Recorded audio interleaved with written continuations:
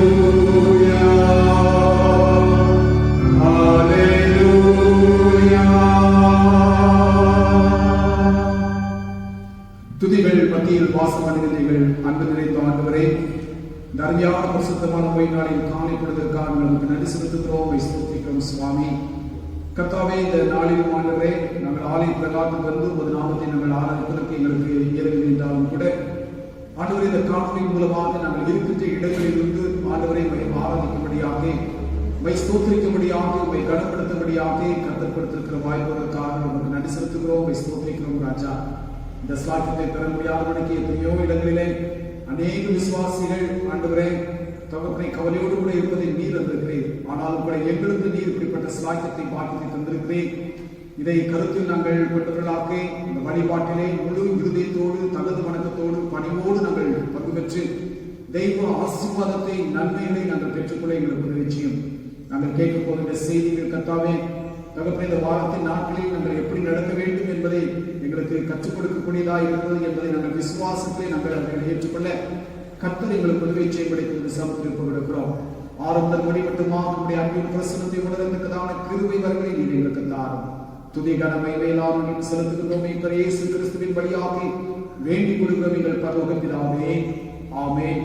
தேவனுடைய பரிசுத்தமுள்ள நாமத்துக்கு மகிமையாகும். அதனை காரணமாக நாம் அனைவரும் இருக்கின்ற இடங்களிலே எழுந்து நின்று 18வது பாமாலை கீதத்தை சேர்ந்து பார்ப்போம். பாமாலை கீதம் 18.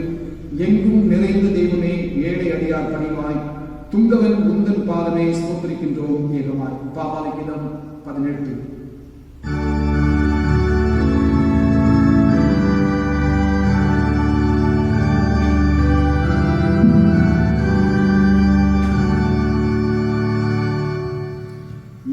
Oh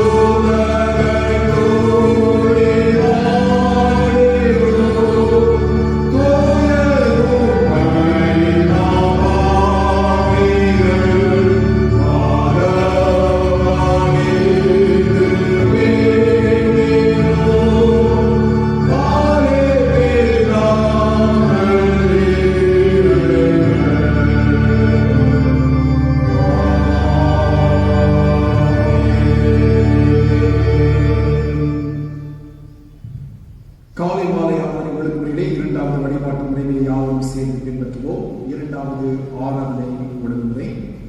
நாம் கடவுளை தொழுவோம். கடவுள் ஆவியாய் இருக்கிறார். அவரை தொழுது கொள்கிறவர்கள் ஆவியோடும் உண்மையோடும் அவரை தொழுது கொள்ள வேண்டும். நம்முடைய பிதாவாகிய கடவுளாலும் கர்த்தராகிய இயேசு கிறிஸ்துவினாலும் உங்களுக்கு கிருபையும் சமாதானமும் உண்டாவதாக. இது கர்த்தர் உண்டு பண்ணின நாள். இதனை களிகூர்ந்து மகிழ கிளம்புவோம். ஆண்டவரே, எங்கள் உதடுகளை திறந்தருளோம். அப்பொழுது எங்கள் வாய் உம்முடைய புகழை அறிவிக்கும். பிதாவுக்கும் குமாரனுக்கும் பரிசுத்த ஆவிக்கும் மகிமை உண்டாவதாக. ஆதியிலும் இப்பொழுதும் எப்பொழுதும் சதா காலங்களில் மகிமை உண்டாவதாக. திரேக கடவுளை நாம் போற்றுவோம். எங்கள் தந்தையாம் கடவுளே, உமது வல்லமையாலும் ஞானத்தாலும் எல்லாவற்றையும் படைத்து உமது குமாரனை உங்கள் இரட்சகராய் தரும்படி உலகத்தில் அன்பு கொண்டீரே எம்மை போற்றுகின்றோம். குமாரனாம் கடவுளே, பாவத்தை தவிர்த்து எல்லாவற்றையும் எங்களுக்கு ஒரு மனிதனாக்கி எங்கள் பாவங்களுக்காக ஒப்புக் கொடுக்கப்பட்டு எங்கள் நீதிக்காக உயிர்த்தெழுதியவரை எம்மை போற்றுகிறோம். பரிசுத்த ஆவியானவராகிய கடவுளே, எல்லா உண்மைகளும் எங்களை வழிநடத்தி கடவுளின் அன்பை எங்கள் நெஞ்சில் பெறுகிறவரே எம்மை போற்றுகிறோம். பிதா, குமாரன், பரிசுத்த ஆவியாகிய கடவுளே, உமக்கே காலமும் எல்லா புகழும் மகிமையும் உண்டாவதாக. ஆமென். நமக்கு பாவங்களை இருப்போமானால் நம்மை நாமே வஞ்சிக்கிறவர்களாகவும் நமக்கு உண்மையில்லை. நமது பாவங்களை அறிக்கையிட்டால் பாவங்களையும் நமக்கு மன்னிக்கும். எவ்வித அநீதமும் நீங்க நம்மை சுத்திகரிப்பதற்கு அவர் நம்பத்தக்கவரும் நீதியும் உள்ளவர். நான் எழுந்து என் தாழ்நிலத்தில் போய், தகப்பனே, பலத்துக்கு விரோதமாக உங்கள் பார்வையிலும் பாவம் செய்தேன். இனியும் உடைய மகன் என்று சொல்லப்படுவதற்கு நான் பாத்திரம் அல்லன். உடைய கூலிக்காரன் ஒருவிடாத்தினை வைத்துக் கொள்வோம் என்றேன். கடவுள் ராஜ்யம் சமீபத்திருக்கிறது. மனத்திரும்பி சுவிசேஷத்தில் நம்பிக்கையை வையுங்கள். நமது பலவீனங்களுக்காக பரிதவிக்க முடியாத பிரதான ஆசாரியர் நமக்கு எல்லா விதத்திலும் நம்மை போல் சோதிக்கப்பட்டோம். பாவமில்லாத பிரதான ஆசிரியரே நமக்கு இருக்கிறார். நாம் இருக்கிற இடங்களிலே முழங்கால் படியிட்டு மௌனமாக நம்மை நாமே சோதித்து ஆராய்வோமாக. நம்முடைய பிழைகள், குற்றங்கள், குறைவுகளை ஆற்றும் உணர்ந்தவர்களாக கர்த்தருடைய சமூகத்திலே நமக்கு மன்னிப்பும் மீட்பும் நமக்கு உண்டு என்பதை நாம் விசுவாசித்தவர்களாக நம்முடைய பாவங்கள், பிழைகளை நாம் மனத்தாழ்மையுடன் நாம் அறிக்கை செய்வோம்.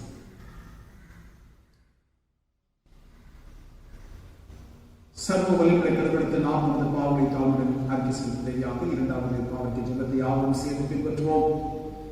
எங்கள் தந்தையாம் கடவுளே, நினைவினாலும் வார்த்தையினாலும் செய்கையினாலும் நமக்கு விரோதமாய் பாவம் செய்திருக்கிறோம். முழு மனதோடு நாம் இணையை செய்யவில்லை.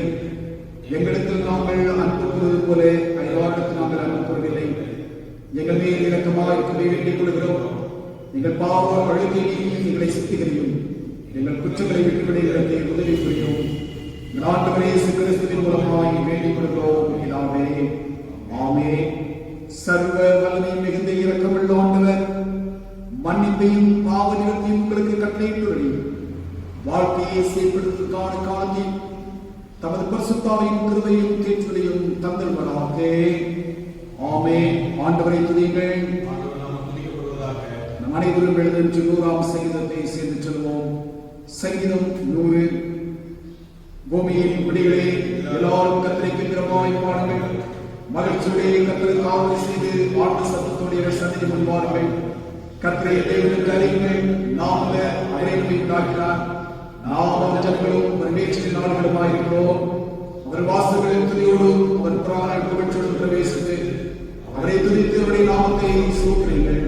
கர்த்தர் நல்லவர். அவருடைய கிருபை என்றென்றைக்கும் அவருடைய உண்மையை தலைமுறை தலைமுறைக்கும் உள்ளது.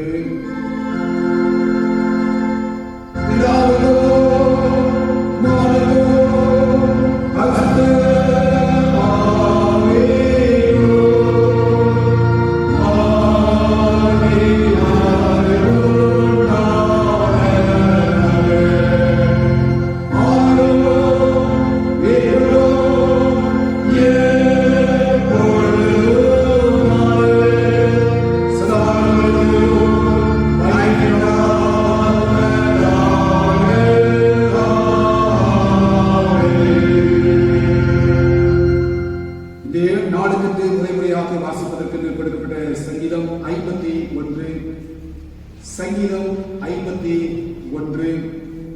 முறையாக நாம் வாசிப்போம். சங்கீதம் 51. தேவனே, உமது கிருபையின்படி எனக்கு இரங்கும், உமது மிகுந்த இரக்கங்களின்படி என் மீட்புகள் நீங்க என்னை சுத்திகரியும். என் அக்கிரமம் நீங்க என்னை முட்டு கழுவி என் பாவம் வரை என்னை சுத்திகரியும். என் மீட்புகளை நான் அறிந்திருக்கிறேன், என் பாவம் எப்பொழுதும் எனக்கு முன்பாக நிற்கிறது. தேவனில் ஒருவருக்கே விரோதமாக நான் பாவம் செய்து உமது கண்களுக்கு முன்பாக பொல்லாங்கானதை நடப்பித்தேன். நீர் பேசும்போது உம்முடைய நீதி விளங்கவும், நீர் நியாயம் தீர்க்கும் போது உம்முடைய பரிசுத்தம் விளங்கவும் இதை அறிக்கையிடுகிறேன். இதோ நான் துர்க்கடத்தில் உருவானேன், என் தாயினை பாவத்தில் கற்பந்தரித்தாள். இதோ உள்ளத்தில் உண்மையை விரும்புகிறேன், அந்த காலத்தில் ஞானத்தை எனக்கு தெரியப்படுத்துவீர். நீர் என்னை சூப்பினால் சுத்திகரியும், அப்பொழுது நான் சுத்தமாவேன். என்னை கழுவியருளும், அப்பொழுது நான் உறைந்த மழையிலும் வெண்மையாவேன். நான் சந்தோஷமும் மகிழ்ச்சியும் கிடைக்கும்படி செய்யும், அப்பொழுது நீர் நோக்கிற எலும்புகள் கழிந்துவிடும். என் பாவங்களை பாராதபடிக்கு நீர் உமது முகத்தை மறைத்து என் அக்கிரமங்களை எல்லாம் நீக்கியருளும். தேவனை சுத்த இதயத்தை என்னை சிருஷ்டியும், நிலைவரமான ஆவியை என் உள்ளத்திலே புதுப்பியும். உமது சமூகத்தை விட்டு என்னை தள்ளாமலும், உமது பரிசுத்த ஆவியை என்னிடத்திலிருந்து எடுத்துக் கொள்ளாமலும் இரவும். உமது ரட்சணியின் சந்தோஷத்தை திரும்பவும் எனக்கு தந்து உற்சாகமான ஆவியை என்னை தாங்கும்படி செய்யும். அப்பொழுது பாதகருக்கு உமது வழிகளை உபதேசிப்பேன், பாவிகள் இடத்தில் மனம் திரும்புவார்கள். தேவனை என்னை ரட்சித்து, தேவனை குற்றப்படுகளுக்கு என்னை நீங்களாக்கிவிடும். அப்பொழுது என் நாவு உம்முடைய நீதியை கம்பீரமாய் பாடும். ஆண்டவரே, என் உதடுகளை திறந்திருளும், அப்பொழுது என் வாய் உம்முடைய புகழை அறிவிக்கும். வலியை நீர் விரும்புவதில்லை, விரும்பினால் செலுத்துவேன், தகவலையும் பிரியமானதல்ல. தேவனுக்கு இருக்கும் பணிகள் நொறுங்குண்டாவிதான், தேவனே நொறுங்குண்டதும் நறுங்குண்டதுமான இருதயத்தை நீர் புறக்கணியே. சீயோன் உமது பிரியத்தின்படி நன்மை செய்யும், எருசலேமின் மதில்களை கட்டுவீர்களாக. செய்து சொல்லுவோம், அப்பொழுது தகவலையும் சர்வாத தகவலையும் ஆகிய நீதி பணிகளில் தெரியப்படுவேன். அப்பொழுது ஒரு பீடத்தின் மேல் காணிகளை பலியிடுவார்கள். பிதாவோ, குமாரனோ,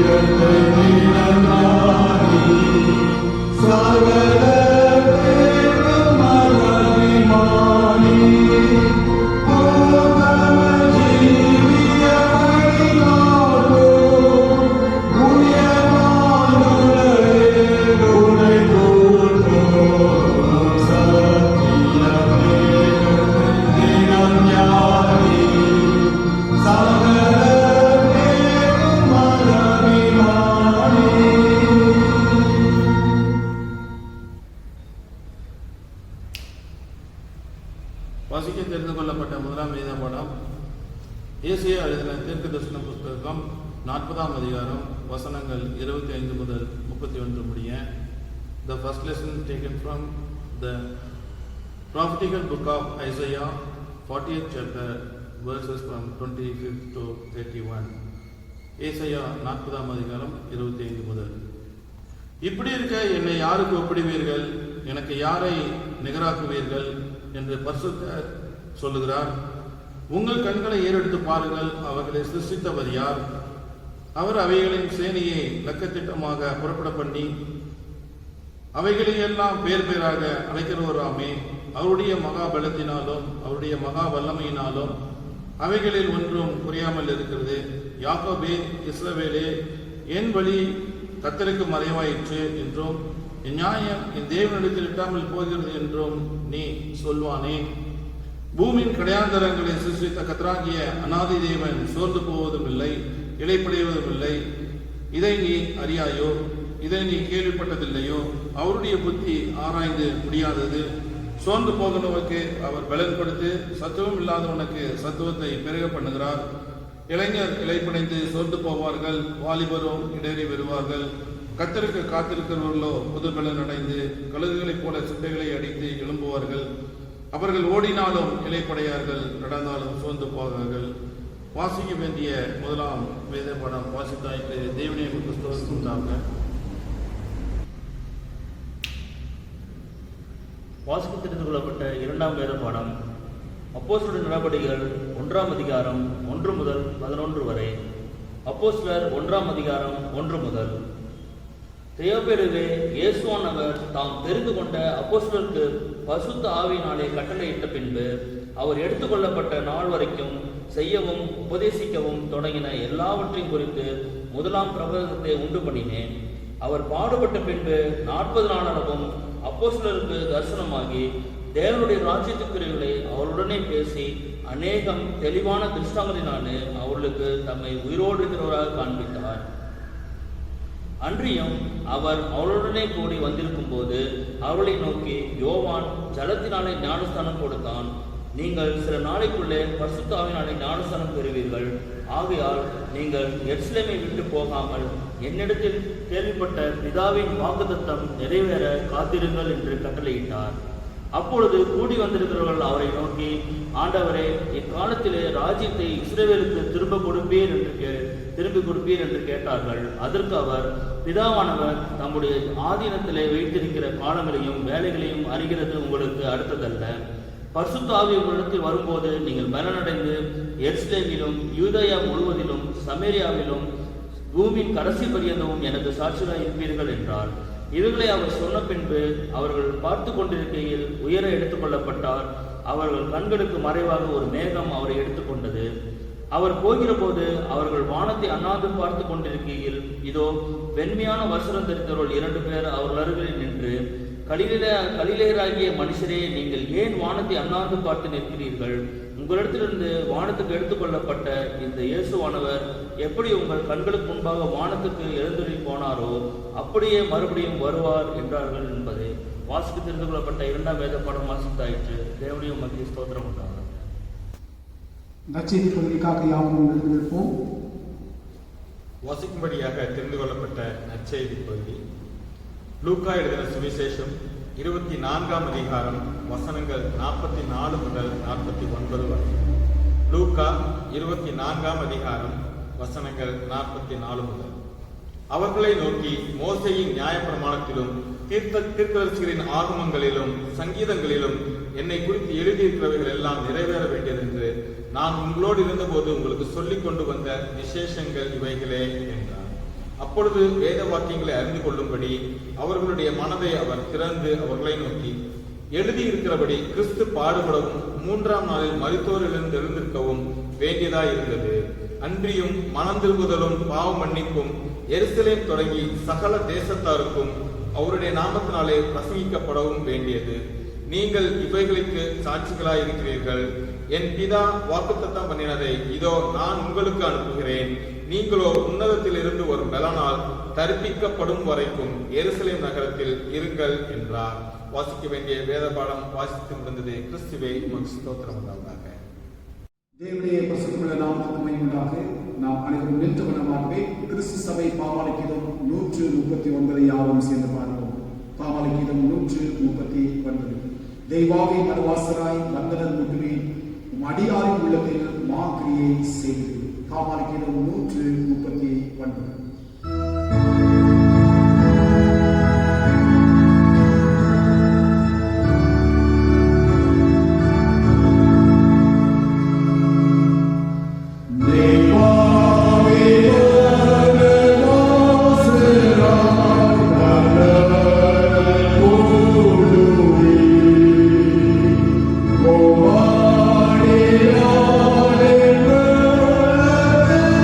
Maria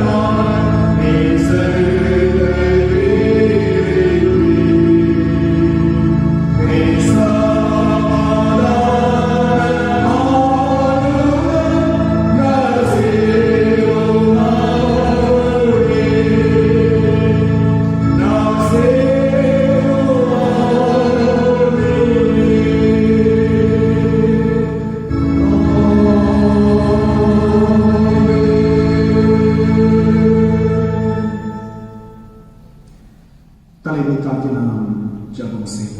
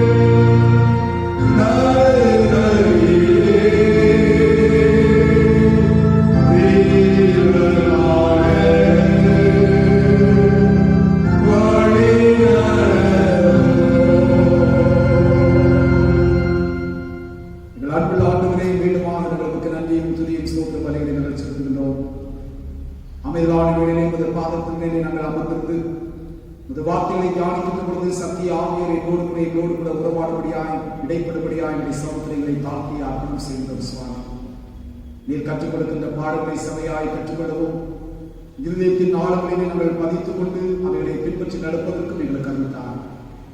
அடுவே முழுதுமாக நீர் மறைத்துள்ளும் சுவாமி, நீர் மாத்திரம் மகிமையாக வெளிப்படும் இறைவன் இயேசு கிறிஸ்துவின் இன்ப நாமத்தில் வேண்டிக் கொள்வது எங்கள் பரலோகத்தினாலே. ஆமென். கிறிஸ்துவுக்குள் அன்பான திருச்சபையின் பிள்ளைகளே, ஆண்டவராகிய இயேசு கிறிஸ்துவின் திருப்பெயரிலே உங்கள் அனைவருக்கும் கிருபையும் சமாதானமும் உண்டாவதாக என்று உங்களை அன்போடு கூட நான் வாழ்த்துகின்றேன். தொற்று நோய் பெருகிக் கொண்டிருக்கிற ஒரு இக்கட்டான காலத்திலே, அபாய காலகட்டத்திலே நாம் கடந்து வந்து கொண்டிருக்கின்றோம். இப்படிப்பட்ட காலகட்டங்களிலே நாம் கர்த்தருடைய நாமத்தை ஆராய்ப்பதற்கு நமக்கு ஆலயங்கள் இருந்தாலும் கூட ஆலயத்தை நாம் கடந்து வந்து தேவனை ஆராய்ப்பதற்கு இயல முடியாத ஒரு சூழல்கள் இருந்தாலும் இந்த காணொலி மூலமாக ஒவ்வொரு ஞாயிற்றுக்கிழமையும் நாம் இருக்கின்ற இடங்களிலே, நம்முடைய வீடுகளிலே எந்த இடத்தில் இருக்கின்றோமோ, எந்த இடத்தில் தங்கியிருக்கின்றோமோ அந்த இடத்திலிருந்து நாம் தேவனை ஆராதிப்பதற்கு தேவன் நமக்கு கிருபை செய்திருக்கிறார். அதற்காக நான் ஆண்டவரை ஸ்தோத்திரிக்கிறேன். ஆண்டவருக்கு நன்றி சொல்வோம். உள்ளத்தின் ஆழங்களிலிருந்து துதி வலிகளை நாம் செலுத்த நாம் அழைக்கப்பட்டிருக்கிறோம். கிறிஸ்துக்குளமான தேவனுடைய பிள்ளைகளே, கர்த்தருடைய செய்தியை நாம் கேட்பதற்கு முன்பதாக நம்மை நாமே ஆராய்ந்து பார்த்து நம்முடைய இருதயத்தை ஆயத்தத்தை தேவனுடைய கருத்தை நாம் கொடுக்க நாம் அழைக்கப்பட்டுள்ளாயிருக்கின்றோம். இந்த காணொலி மூலமாக வழிபாட்டிலே பங்கெடுக்கிறவர்களுடைய எண்ணிக்கை பார்க்கும் பொழுது மிகவும் சொற்பமான எண்ணிக்கை உள்ளவர்களாக இருக்கிறீர்கள் என்பதை நான் அறிந்திருக்கின்றேன். இந்த யூடியூபிலே வரக்கூடியதான வியூவர்ஸ் என்ற அந்த பகுதியை பார்க்கின்ற பொழுது அதிகமான பேர் பங்கெடுப்பதில்லை. இந்த வழிபாடானது உங்களுக்கு சிரமத்தோடு கூட ஆயத்தப்படுத்துகின்றோம். வழிபாட்டை உங்களுக்கு பதிவு செய்து உங்களுக்கு ஆயத்தப்படுத்தி அந்த யூடியூப்ல நாங்கள் அப்லோட் செய்வதற்கு ஏறக்குறைய 6 மணி நேரம் ஆகிறது. அதனால அதனுடைய கஷ்டங்கள் எல்லாவற்றையும் நீங்கள் புரிந்திருப்பீர்கள் என்று சொல்லி நான் நம்புகின்றேன். வரக்கூடிய காலகட்டங்களிலாவது, இன்னும் வரக்கூடிய காலகட்டங்கள் இதைவிட மோசமான காலகட்டத்துக்குள்ளாய் நாம் கடந்து போகிறோம். இந்த நெருக்கடியான இந்த காலகட்டங்களில் நாம் அநேக காரியங்களை கற்றுக்கொண்டு வருகின்றோம். தேவன் நமக்கு அநேக எச்சரிப்பின் காரியங்களை நமக்கு கற்றுக் கொடுத்துக் கொண்டு வருகின்றார். இந்த காலங்கள் இறைவனுடைய வருகைக்கு சமீபம் என்பதை நமக்கு நினைவுபடுத்துகின்ற ஒரு காலம். ஆகிய உலகத்தோடு கூட நாம் ஒன்றித்து நாம் பயணித்து போகாதபடிக்கு கர்த்தருடைய வருகைக்கு நம்மை ஆயத்தப்படுத்த, அவருடைய வருகை மட்டுமாக இந்த உலகத்தில் நாம் எப்படி வாழ வேண்டும் என்பதை நமக்கு அவர் தருகின்ற வார்த்தைகளை கொண்டு நாம் கற்றுக்கொள்ள இருக்கின்றோம். ஆகவே இந்த வேலை நமக்கு மிகவும் உன்னதமான ஒரு நேரம். பிரசங்க நேரம் என்பது ஏதோ நாம் கேட்டோம், ஏதோ கடந்து போனோம் என்பதற்காக அல்ல. கருத்தாய் ஜெபத்தோடு கூட ஆண்டவரே, நீர் என்னோடு கூட பேசுகிற காரியம் என்ன, நீர் எனக்கு எவைகளை பின்பற்ற வேண்டும் என்று சொல்லி உணர்த்தி காட்டுகிற காரியம் என்ன என்று சொல்லி நாம் ஆண்டவருடைய பாதத்திலே அமர்ந்திருந்து நம்மை ஒப்புக் கொடுத்து அர்ப்பணித்து நாம் இந்த வார்த்தைகளை தியானிக்கின்ற பொழுது இந்த வேத வசனங்கள் நம்முடைய உள்ளங்களிலே கிரியைகளை நடப்பிக்கும்.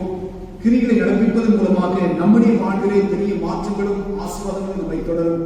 பிறருக்கும் நாம் சாட்சிகளாக உலகத்திலே நாம் வாழ முடியும். ஆயினரே, திருச்சபையின் பிள்ளைகள் இந்த காலகட்டங்களை கருத்தாய் மனதில் கொண்டு நீங்கள் வழிபாட்டுகளிலே நீங்கள் தவறாதபடி நீங்கள் பங்கு பெறும்படியாக கர்த்தருடைய வார்த்தைகளை எவ்வளவுக்கு எவ்வளவு நீங்கள் தியானிக்க முடியுமோ அந்த அளவுக்கு நீங்கள் தியானித்து தேவ சமூகத்திலே காத்திருந்து உன்னத பலத்தை நீங்கள் பெற்றுக்கொள்ளும்படிக்கு இந்த காலங்களை நீங்கள் பிரயோஜனப்படுத்திக் கொள்ளுங்கள். வேதம் சொல்வது காலத்தை பிரயோஜனப்படுத்திக் கொள்ளுங்கள், நாட்கள் பொல்லாதவர்களாய் இருக்கிறது என்று சொல்லி நமக்கு எச்சரிக்கை கொடுக்கிறது. ஆயிரம் திருச்சபையுடைய விசுவாசிகளை நீங்கள் அனைவரும் இதை கருத்தில் கொண்டு நீங்கள் பங்குபடும்படியாக உடைய அன்புடன் பட்சமாக நான் வேண்டிக் கொள்கின்றேன்.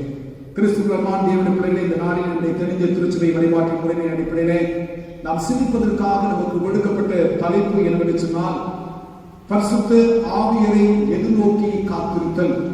பரிசுத்த ஆவியரை எதிர்நோக்கி காத்திருத்தல், waiting upon the holy spirit என்ற தலைப்பிலே நாம் சிந்திப்பதற்காக நாம் அழைக்கப்பட்டிருக்கின்றோம். அதுக்கு ஆதரமாக நாம் வாசிக்கின்ற அருமையான திருமறை பகுதியை அடித்தளமாய் கொண்டு சில காரியத்தை நான் உங்களோடு கூட நான் பகிர்ந்து கொள்ள வேண்டும் என்று சொல்லி நான் விரும்புகின்றேன். ஆண்டவராக இயேசு கிறிஸ்து அவர் உயிர்த்தெழுதலுக்கு பின்பதாக 40 நாட்கள் அளவும் தன்னுடைய அப்போஸ்தலர்களுக்கு தன்னை வெளிப்படுத்தினார்.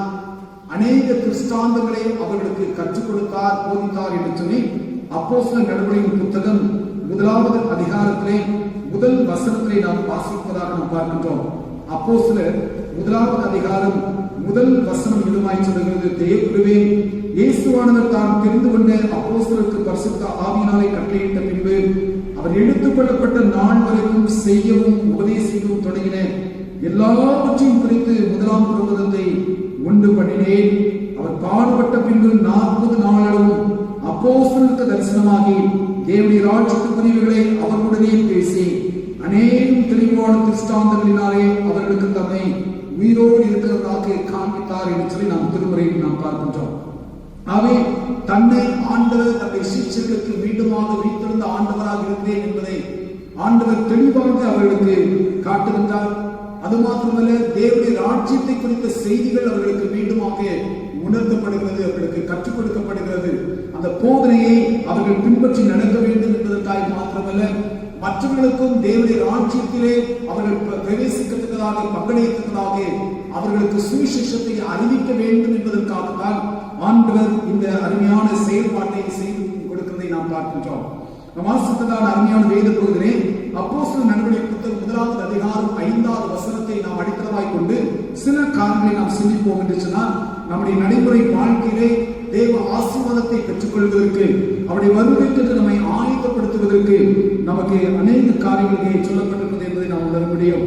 அப்போஸ்தலர் 1வது அதிகாரம் 5வது வசனம் இதுமாய் சொல்கிறது, ஆகையால் நீங்கள் எருசலேமை விட்டு போகாமல் என்னிடத்தில் கேள்விப்பட்ட பிதாவின் வாக்குத்தத்தம் நிறைவேற காத்திருங்கள் என்று கட்டளையிட்டார் என்று நாம் பார்க்கின்றோம்.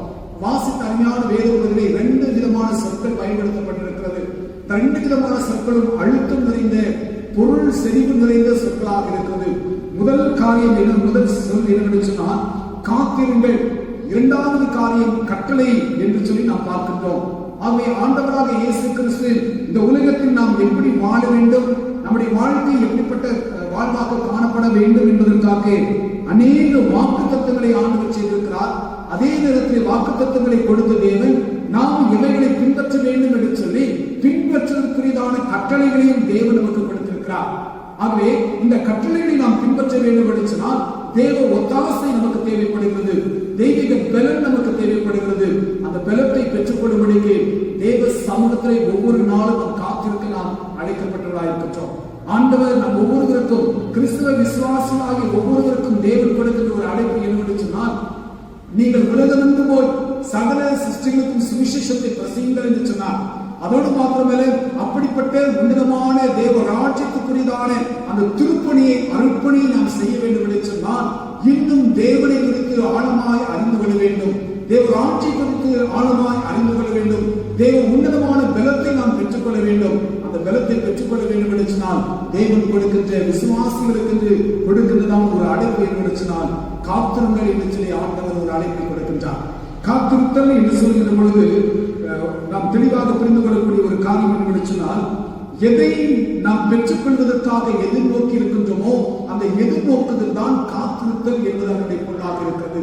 ஒரு பொருளையோ அல்லது ஒரு உடமையோ அல்லது ஒரு காரியத்தையோ நாம் எதிர்நோக்கி இருக்கின்ற பொழுது அதை பெற்றுக்கொள்ளும் முறையாக அது எவ்வளவு காலங்கள் ஆகலாம். இது ஒரு குறிப்பிட்ட காலகட்டத்தில் நடைபெறலாம் அல்லது காலங்கள் நெடிய காலங்களாக இருக்கலாம். அது நமக்கு கிட்டும் வரைக்குமாக, அதை நாம் அடையும் வரைக்குமாக நாம் பொறுமையோடு கூட நாம் காத்திருக்க நாம் அழைக்கப்படுகின்றோம். நாம் ரயில்வே ஸ்டேஷனுக்கு நாம் போகிறோம், ரயிலில் புக் பண்ணியாச்சு, நாம் பிரயாணப்பட வேண்டிய நேரம் குறித்த நேரம் வந்துவிட்டது. ஆனால் குறித்த நேரத்தில் வந்து சேர வேண்டிய அந்த புகை வண்டி வரவில்லை என்று சொன்னால் நாம் என்ன செய்கின்றோம்? காத்திருக்கின்றோம். ஒருவேளை 9 மணிக்கு வர வேண்டிய ரயிலானது 9:30 மணிக்கு வருகிறது அல்லது 10 மணிக்கு வருகிறது சொன்னால் எவ்வளவு நேரமானாலும் கூட பொறுமையோடு கூட நாம் என்ன செய்கிறோம்? காத்திருக்கின்றோம். ஏனென்றால் நாம் பயணிக்கின்ற பயணம் மிகவும் முக்கியமான ஒரு பயணமாக இருக்கிறது. ஆகினாலே அந்த பயணத்தை நாம் தொடரத்தக்கதாக அந்த பயணத்தினுடைய முழுமையான பலனை நாம் பெற்றுக்கொள்ளப்படுகிறது. எவ்வளவு காலமானாலும் கூட நாம் என்ன செய்கின்றோம்? பொறுமையோடு கூட நாம் காத்திருக்கின்றோம். மற்ற அலுவல்கள் எத்தனையோ அலுவல்கள் இருக்கலாம், நம்மை சுற்றிலும் எத்தனையோ காரியங்கள் நடைபெற்றுக் கொண்டிருக்கலாம், பல சூழல்கள் மாறிக்கொண்டிருக்கலாம்.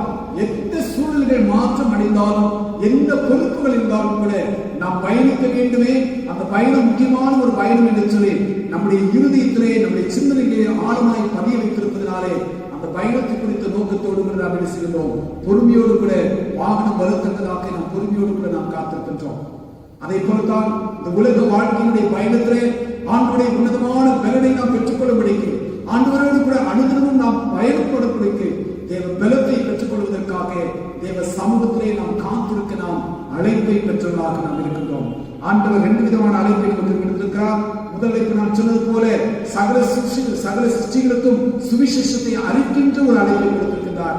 இரண்டாவது அழைப்பு என்று சொன்னால் அந்த சுவிசேஷ பணியை செய்வதற்கென்று, அர்ப்பணியை நிறைவேற்றுவதற்கென்று, தேவ ராஜ்யத்தை மற்றவர்களுக்கு அறிமுகப்படுத்துவதற்கென்று நாம் பொறுமையோடு கூட காத்திருக்க, தேவ சமூகத்தில் காத்திருக்க, உன்னத பலத்தினாலே கற்பிக்கப்படுவதற்கு நாம் காத்திருக்க நாம் அழைக்கப்பட்டவர்களாக நாம் இருக்கின்றோம். இதே கட்டளையை லூக்கா நற்செய்தி 24வது அதிகாரம் 49வது வசனத்தை நாம் பார்க்கின்றோம். லூக்கா நற்செய்தி விதமாக எழுதுகின்றார், நீங்கள் பரிசுத்த ஆவியினாலே நீங்கள் நிரப்பப்படும் வரைக்கும் நீங்கள் என்ன செய்திருக்க வேண்டும்? காத்திருக்க வேண்டும். பிதாவுடைய வாக்குத்தத்தம் உங்களில் நிறைவேறத்தக்கதாக நீங்கள் காத்திருக்க வேண்டும் என்ற அந்த பொருளை உணர்த்தத்தக்கதாக லூக்கா நற்செய்தியாளர் 24வது அதிகாரத்திலே 49வது வசனத்திலே அங்கே தெளிவாக பதிவிட்டு இருப்பதை நாம் பார்க்கின்றோம். இந்த 2 வசனங்களில் அப்போஸ்தலர்களின் புத்தகம் 1வது அதிகாரம் 5வது வசனத்திலும் லூக்கா நற்செய்தி 24வது அதிகாரம் 49வது வசனத்தை நாம் பார்க்கின்ற பொழுது ஆண்டவர் தெளிவாக சீஷர்களை ஒரு காரியத்தை உணர்த்தி காட்டுகின்றார். நீங்கள் எங்கே காத்திருக்க வேண்டுமோ எருசலேமிலே நீங்கள் காத்திருக்க வேண்டும் என்று சொல்லி ஆண்டவர் தெளிவாக பேசுகின்றார். அவர்களுக்கு கட்டளை கொடுக்கின்றார். ஏன் எருசலேமிலே அவர்கள் காத்திருக்க வேண்டும்? ஏன் மற்ற இடங்களில் அவர்கள் காத்திருக்க கூடாதா? எத்தனையோ இடங்கள் இருக்கிறதே. அவர்கள் பயணிக்கக்கூடிய பயணங்களிலே, பிரயாணங்களிலே எத்தனை இடங்களை அவர்கள் சந்திக்கின்றார்களே. அவர்கள் போகின்ற இடங்களிலே அவர்கள் தனித்திருந்து வல்லமையை அவர்கள் ஏன் பெற்றுக்கொள்ள முடியாது? ஏன் ஆண்டவர் இவ்விதமாக ஒரு கட்டளை அவர்களுக்கு கொடுக்கிறார்? எருசலேமில் நீங்கள் காத்திருக்க வேண்டும் என்று சொல்லி அதை மையப்படுத்துவதற்கு காரணம் என்று சொல்ல 2 காரணங்கள் இருக்கிறது. ஒன்று, சுவிசேஷம் வெளிப்பட வேண்டும், சத்தியமானது வெளிப்பட வேண்டும். சத்தியம் என்பது எது? தேவனுடைய வார்த்தைகள், தேவனுடைய வசனங்கள். அந்த வார்த்தையானது என்ன செய்யப்பட வேண்டும்? உலகத்திலே வெளிப்பட வேண்டும். வெளிப்படாத இடங்களிலே அது வெளிப்படுத்தப்பட வேண்டும். ஆகினாலே வெளிப்படத்தக்கதாக அந்த வார்த்தைகள் எங்கே இருந்தது கடந்து போக வேண்டும் என்று சொன்னால், இயேசு கிறிஸ்து எங்கே பாடுபட்டாரோ, எங்கே மரித்தாரோ, எங்கே அவர் உயிர்த்தெழுந்தாரோ, எங்கே தன்னுடைய சீஷர்களுக்கு காட்சி கொடுத்தாரோ அந்த இடத்திலிருந்து இந்த சுவிசேஷம் என்ன செய்யப்பட வேண்டும்? உலகமெங்கும் அது கடந்து போக வேண்டும். அதைத்தான் நாம் மீகா தீர்க்கதரிசியுடைய புத்தகம் 4வது அதிகாரம் 2வது வசனத்திலும், ஏசாயா தீர்க்கதரிசியுடைய புத்தகம் 2வது அதிகாரம் 3வது வசனத்திலும் நாம் பார்க்கின்றோம். தீர்க்கதரிசியுடைய வார்த்தையின்படி சுவிசேஷமானது எருசலேமில் இருந்து அதை என்ன செய்யும்? வெளிப்படும் என்று சொல்லி வேதம் தெளிவாய் சொல்கிறார். ஆகியதான் இந்த முதல் காரணத்தை அடித்தளமாய் கொண்டு ஆண்டவர் சொல்கிறார், சுவிசேஷமானது இந்த எருசலேமில் இருந்து உலகமெங்கும் என்ன செய்யப்பட வேண்டும்? கொண்டு செலுத்தப்பட வேண்டும் என்பதற்காக எருசலேமிலே காத்திருங்கள் என்று சொல்லி ஆண்டவர் அங்கே குறிப்பிடுவதை பார்க்கின்றோம். இரண்டாவது காரியம், தைரியம் இல்லாதவர்கள் தைரியத்தை பெற்றுக்கொள்ளும்படிக்கு எருசலேமிலே காத்திருங்கள் என்று சொல்லிட்டார். தைரியம் இல்லாதவர்கள் யார்? அப்போஸ்தலர்கள், ஆண்டவரால் தெரிவு செய்யப்பட்ட அப்போஸ்தலர்கள், ஆண்டவரால் அழைப்பை பெற்றுக் கொண்ட அப்போஸ்தலர்கள். இவர்கள் கிறிஸ்துவுடைய மரணத்துக்கு பின்பதாக, சிலுவையினுடைய மரணத்துக்கு பின்பதாக அவர்கள் தங்களை மறைத்துக் கொள்கிறார்கள். சமூகத்தோடு கூட, யூதர்களோடு கூட அவர்கள் இணைந்து வாழ முடியாதபடிக்கு பயம் வாழ்க்கையை தொற்றிக் கொள்கிறது. தங்களுக்கு என்ன ஆபத்துகள் வந்துடுமோ, என்ன துயரங்கள் வந்துடுமோ, என்ன துன்பங்கள் வந்துடுமோ என்று சொல்லி அவர்கள் என்ன செய்தார்கள்? தங்களை தாங்களே மறைத்துக் கொள்கின்றார்கள். அந்த மறைத்துக் கொள்வதனாலே அவர்கள் தைரியத்தை இழந்து போனார்கள். அந்த தைரிய இடத்தில் தான் அவர்களுக்குள் பயத்தை உருவாக்குகிறது. அந்த பயத்தை நீக்கி அவர்கள் தைரியத்தை பெற்றுக்கொள்ள வேண்டும் என்பதற்காக எந்த இடத்திலே உங்களுக்கு தைரியமற்றவர்களாக இருக்கிறீர்களோ அந்த இடத்திலே நீங்கள் தைரியத்தை பலத்தை நீங்கள் பெற்றுக்கொள்ளும்படிக்கு நீங்கள் எருசலேமிலே நீங்கள் என்ன செய்ய வேண்டும், காத்திருக்க வேண்டும் என்று சொல்லி ஆண்டவர் அவர்களுக்கு தெளிவான காரியங்களுக்கு போதிக்கின்றார். அது மாத்திரமல்ல, இயேசு கிறிஸ்து சொன்ன வாக்குகளை அவர்கள் மறைந்து விட்டார்கள். அதை நினைவுபடுத்துகின்றார். யோவான் 14:16 சொல்லப்படுகிற இயேசு கிறிஸ்துவினுடைய வாக்கு, அந்த வாக்கு எப்படிப்பட்ட வாக்கு? நான் பிதாவை வேண்டிக் கொள்வேன், அப்பொழுது என்றென்றைக்கும் உங்களுடனே கூட இருக்கும்படிக்கு சத்திய ஆவியாகிய வேறொரு தேற்றவாளை அவர் உங்களுக்கு தந்துடுவார். நான் பிதாவை வேண்டிக் கொள்வேன், அவர் உங்களுக்கு தந்துடுவார். எதை ஆண்டவர் உங்களுக்கு தந்துடுவார்? எதற்காக நான் பிதாவுடைய சமூகத்தில் வேண்டிக் கொள்வேன் என்று சொன்னால், உங்களுடனே கூட இருக்கும்படிக்கு என்றென்றைக்கும் எல்லா காலகட்டத்திலும் எல்லா சூழ்நிலைகளிலும் வாழ்க்கையினுடைய உங்களுடைய ஒவ்வொரு பயணத்திலும் உங்களோடு கூட இருக்கும்படிக்கு சத்திய ஆவியாகிய வேறொரு தேற்றவானாகிய பரிசுத்த ஆவி உங்களுக்கு அவர் தந்துள்ளார். அதற்காக நான் வேண்டிக் கொள்வேன் என்று சொல்லி அந்த வாக்குத்தத்தத்தினை ஆண்டவர் மீண்டுமாக அவர்களுக்கு நினைவுபடுத்துகின்றார். அந்த நினைவுபடுத்தத்தக்கதாக உங்கள் எருசலேமிலே நீங்கள் காத்திருங்கள். அந்த வசனம் எப்படி சொல்கிறது? பிதாவின் வாக்குத்தத்தம் உங்களில் நிறைவேறத்தக்கதாக எருசலேமிலே காத்திருங்கள் என்று சொல்லி அழகாக ஆண்டவர் இந்த அப்போஸ்தலர் 1:5 தெளிவாக கொடுப்பதை நாம் பார்க்கின்றோம். கிறிஸ்துவ நீங்கள் புது பலனை நீங்கள் பெற்றுக்கொள்ள வேண்டும். ஆகவே இந்த புது பலனை நீங்கள் பெற்றுக்கொள்வதற்காக எருசலேமில் நீங்கள் தரித்திருக்க வேண்டும் என்று சொல்லி ஆண்டவர்களுக்கு ஒரு ஆலோசனை கொடுப்பதை குறித்து நாம் கட்டளை கொடுப்பதை குறித்து நாம் பார்க்கின்றோம். கிறிஸ்துவ பரிசுத்த ஆவியருக்காக நாம் காத்திருக்க நாம் அழைக்கப்பட்டுள்ளாயிருக்கிறோம். அப்போஸ்தலர்களுக்கு மாத்திரமல்ல, இன்றைக்கு கிறிஸ்துவை ஏற்றுக்கொண்டு கிறிஸ்துவ விசுவாசிகளாக திருமக்களின் கூட்டங்களாக நாம் பயணித்துக் கொண்டிருக்கின்றமே, நம் ஒவ்வொருவருக்கும் ஆண்டவர் சொல்கிற காரியம் என்னவென்றால், நீங்கள் எருசலேமிலே நீங்கள் காத்திருக்க வேண்டும். எருசலேம் என்று சொல்கின்ற பொழுது நீங்கள் இருக்கின்ற இடத்திலே நீங்கள் காத்திருக்க வேண்டும். வாழ்க்கையிலே எந்த இடத்திலே உங்களுடைய பயன்கள் ஆரம்பிக்கப்பட்டதோ அந்த இடத்திலே நீங்கள் இருக்க வேண்டும், நீங்கள் காத்திருக்க வேண்டும். எதற்காக என்று சொன்னால், உன்னத ஆவியினுடைய பலத்தை பெற்றுக்கொள்ளும்படி நீங்கள் என்ன செய்ய வேண்டும், காத்திருக்க வேண்டும் என்று சொல்வதை பார்க்கிறோம். அப்படி நாம் காத்திருப்பதனாலே நாம் அடைகின்ற பலன்கள் என்ன? அதைத்தான் நான் வாசிக்கிறதான அருமையான திருமுறை பகுதியிலே 2 காரியத்தை நான் உங்களுக்கு சுட்டிக்காட்ட நான் விரும்புகிறேன். முதல் காரியம், இறை ஆற்றலை பெற்றுக்கொள்ளும்படிக்கு காத்திருக்க வேண்டும். இறை ஆற்றல் என்று சொல்கிற பொழுது இறைவனுடைய பலத்தை பெற்றுக்கொள்ளும்படிக்கு நாம் காத்திருக்க நாம் அழைக்கப்பட்டதாக இருக்கின்றோம்.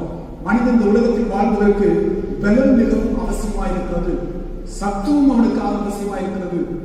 அந்த உன்னதமான, அதாவது மனிதனுக்குள்ளாக 2 நிலைகளில் அவன் பலம் பெற்றுக் கொள்கிறவனாக இருக்க வேண்டும். ஒன்று, உள்ளான மனிதனும் அவன் பலம் பெற்றவனாக இருக்க வேண்டும், சரீரத்திலும் பலம் பெற்றவனாக இருக்க வேண்டும்.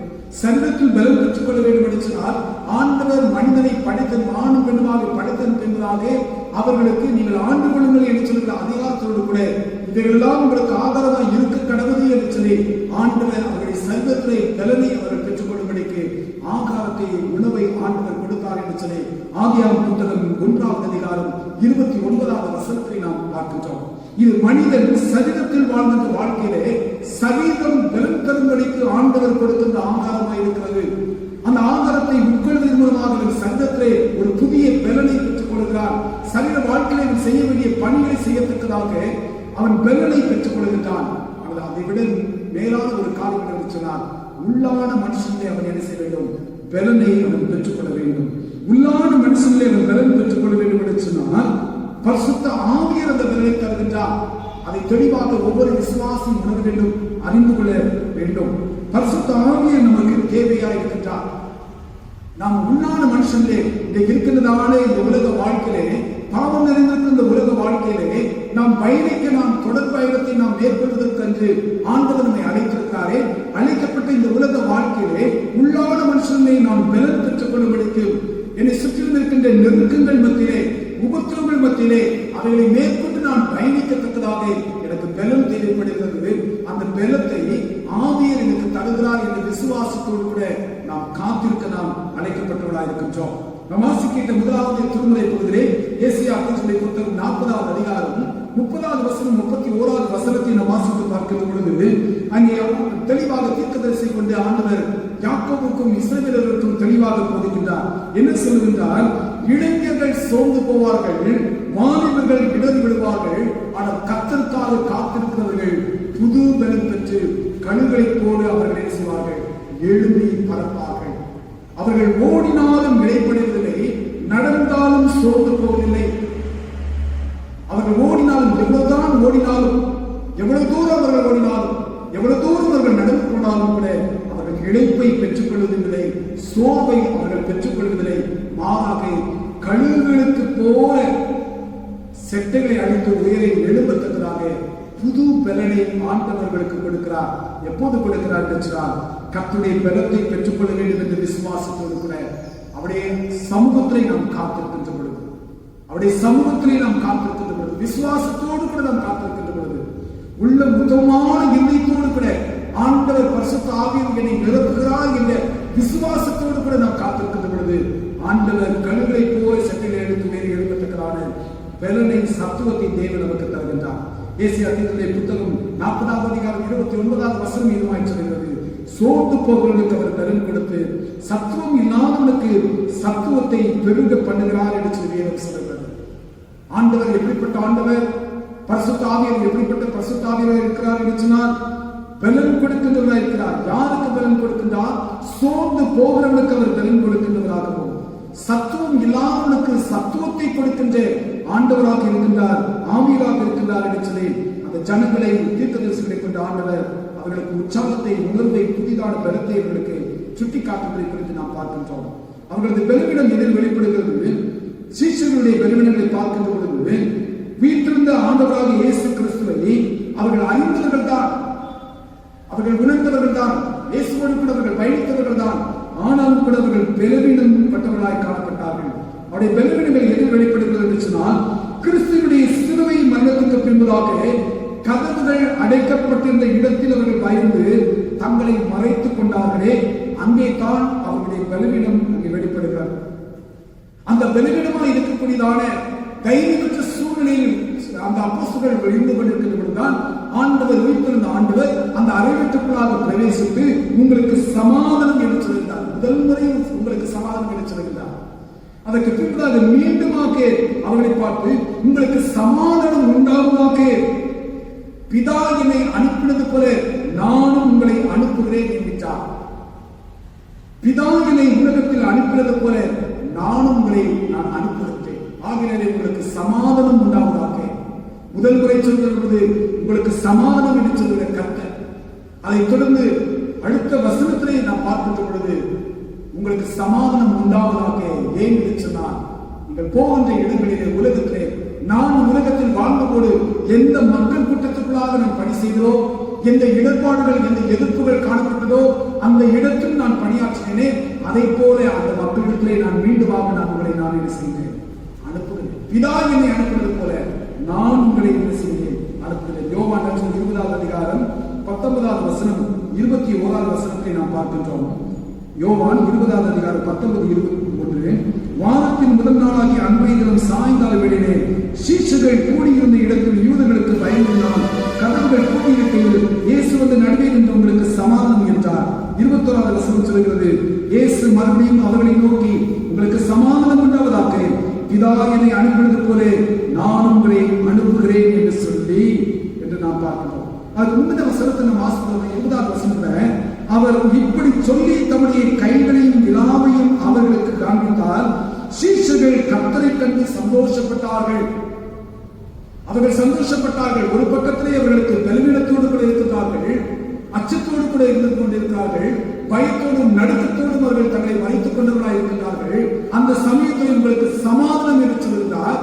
அதோடு மாத்திரமல்ல, பின்பதாக 21வது வசனத்தில் வருகிற பொழுது உங்களுக்கு சமாதானம் உண்டாவதாக என்று சொல்வதற்கு அடித்தளம் எங்கே இருக்கிறது? அதோடைய காரணம் என்ன? அதைத்தான் 20வது வசனத்திலே நாம் பார்க்கிறோம். 20வது வசனத்திலே பார்க்கின்றோம், சீஷர்கள் கர்த்தரை கண்டு சந்தோஷப்பட்டார்கள்.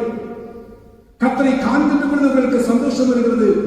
ஆனால் அவர்கள் விட்டு கடந்து போகின்ற பொழுது அந்த சந்தோஷத்தை அவர்கள் என்ன செய்கிறார்கள்? இழந்து போய் அவர்கள் தவிக்கிறவர்களாக, கலங்குகிற மக்களாய். ஆயினால்தான் யோவான் 14வது அதிகாரத்திலே முதல் வசனத்தை ஆண்டவர் தெளிவாக சீஷர்களுக்கு குறிப்பிடுகிறார். என்ன சொல்கிறார்?